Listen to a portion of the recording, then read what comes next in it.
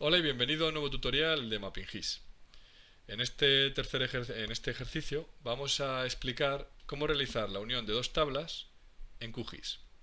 Vamos a partir de una capa con la geometría de una serie de municipios y la vamos a unir a una tabla DBF con información estadística. Bien, nos vamos a ir al software, a QGIS, y vamos a cargar en él los datos que vamos a utilizar para unir. En este caso se trata de la capa municipios. Sabéis que podéis filtrar en caso de que tengáis claro cuál es el formato que vamos a cargar. En este caso es un save file, la capa municipios.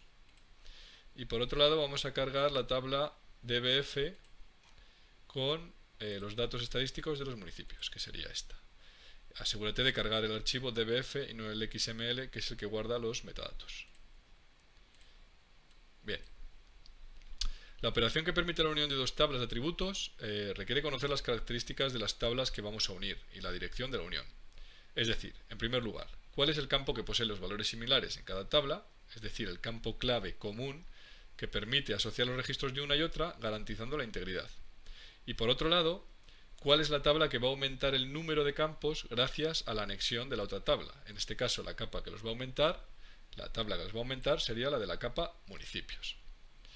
Estas cuestiones son muy importantes, ya que si no existe un campo con valores comunes en cada tabla, no se podrían unir mediante una unión de tablas. En este ejercicio se va a emplear el código del Instituto Nacional de Estadística, o código INE. La unión de tablas debe realizarse en el caso de que no exista más de una coincidencia en la tabla a unir, es decir, o la cardinalidad es de 1 a 1 o de muchos a 1. En este caso de ejemplo, la relación es de muchos a 1, ya que el número de registros asociados a un mismo municipio puede ser superior a 1 en la tabla de datos de municipios. Por otro lado, hay que tener claro que la unión es virtual y no es definitiva hasta que no guardamos la capa sobre la que hemos unido con un nombre nuevo en un directorio nuevo.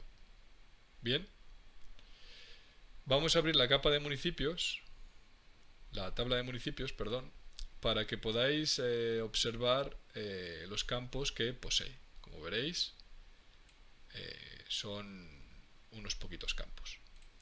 Vamos a abrir ahora la tabla datos municipios para que observéis cuántos los campos que esta posee, que son varias estadísticas sobre los municipios de, en este caso es Cádiz, la provincia de Cádiz. Tenemos que tener claro cuál es el campo que va a ser clave, como hemos comentado, es el del código INE.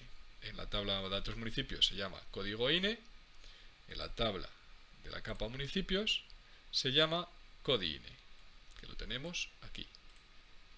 ¿Vale? Pues bien, el siguiente paso sería ir a las propiedades de la capa municipios y dentro de sus propiedades la pestaña uniones.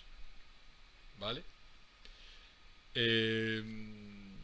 No lo hemos comentado, pero para cargar una tabla DBF se emplea la misma herramienta que para añadir cualquier capa vectorial en QGIS, que es el botón añadir capa vectorial.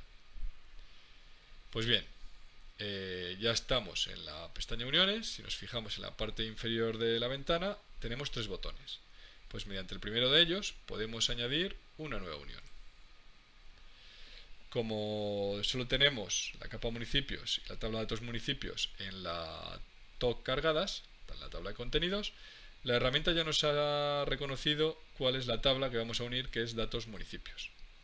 Ahora deberíamos seleccionar el campo clave o de unión en la tabla de datos municipios, que es código INE, y el campo objetivo en la capa municipios, que es CODI-INE. ¿Vale? Bien, si dejáramos por defecto la ventana tal y como está y no establecemos un prefijo diferente al que viene aquí marcado, seguramente los campos, el nombre de los campos en la tabla se truncarían porque hay un número limitado de caracteres. Bien, entonces, como queremos que estos campos tengan un prefijo, vamos a borrar el que viene por defecto y vamos a incluir, por ejemplo, la letra B y un guión. Pues una vez tenemos todos los campos, todos los parámetros introducidos, haríamos clic en aceptar, se añadiría la unión en la pestaña uniones y cerraríamos el diálogo de propiedades con aceptar. Muy bien, vamos ahora a ver la tabla de la capa municipios, a ver si es verdad que se han unido dichos campos. Y como podrás comprobar, a partir de aquí empiezan los campos asociados a la tabla datos municipios, con el prefijo que hemos indicado en la herramienta. ¿Qué pasa con esta unión? Pues que es virtual. Si queremos obtener una capa definitiva en la que tengamos todos los campos de forma, valga la redundancia, definitiva, deberíamos guardar la capa con otro nombre o con el mismo nombre en otro directorio. Para ello nos valdríamos de la herramienta guardar como. Indicaríamos el directorio en el que queremos guardar, por ejemplo, las capas salida, la llamaríamos, por ejemplo, municipios datos. Guardaríamos y aceptaríamos, ¿vale? Ahora se nos habría cargado esta capa a la interfaz y si la abrimos podremos comprobar que ya tenemos todos los campos en la nueva tabla de atributos de la capa que acabamos de guardar.